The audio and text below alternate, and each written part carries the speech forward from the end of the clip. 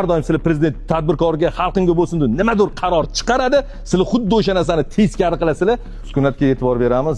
7 yil deganda bizning zavodimiz batavom to'xtadi. Plus korxonasi 7 yildan beri ishlaydi. Bu korxona davlatdan yoki tashqaridan yo bankdan bir so'm kredit olmasdan shaxsiy 3 kishini nimadirligimizdan sotgan, kvartiramizdan sotgan, kimdir mashinasini sotgan, o'zimizdan shaxsiy mablag'ni noldan boshlaganmiz shu zavod. Hech qaysi davlat tashkilotidan, davlatdan shu paytgacha yordam olmaganmiz. O'zimizning shaxsiy kuchimiz bilan 3 tadan 30 ta, agar ikkala zavodimizdan qo'ysa 60 tagacha xodim chiqarganmiz. Hozir 30 ta xodim ishlaydigan zavodimizda gaz ishlatiladi.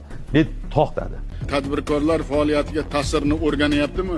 Biz jarima solgan bilan uni ishlatmasdan qo'yganimiz bilan nechta odam ishsiz bo'layapti? Qancha eksport bo'lmayapti, qancha ishlab chiqarish bo'lmayapti? Jarima solgan odamlar tushunadimi buni? To'lov va yig'imni kamaytirish bo'yicha kim taklif berdi? Ushbu videoda ko'rganingizdek prezidentimiz tadbirkorlarni qo'llalaring, quvvatlalaring, yopilib ketmasin, podдержка qilaring deyapti. Men shuncha yildan beri, 2016-yildan beri Shavkat Miromonovich prezident bo'lganlardan beri yangi qarorlari chiqsa borib biz qo'rqib turamiz boru. Sababi ularni pastda ishlaydigan hamma ministrlari bormi, boshqarma boshliqlari bormi, ular erta bergan, chiqargan qarorlarini teskarisini ishlab chiqarishadi. Sababi kecha bir hafta oldin yangi qaror tadbirkorlarni qo'lla deyildi. Kecha meni o'zimni guvohim bo'ldi. 7 tami 8 ta korxonani batamom yopib ketishdi, gazini, energetik gazini qulab bir nimalar qilishdi chiqdi. Hozir endi biz nima qilaylik? Bo'ldi, bugun birinchi chislaga erta bo'ladimi? Ertaga qolgan 30 ta xodimimni bo'shataman, stanoklarimni sotaman.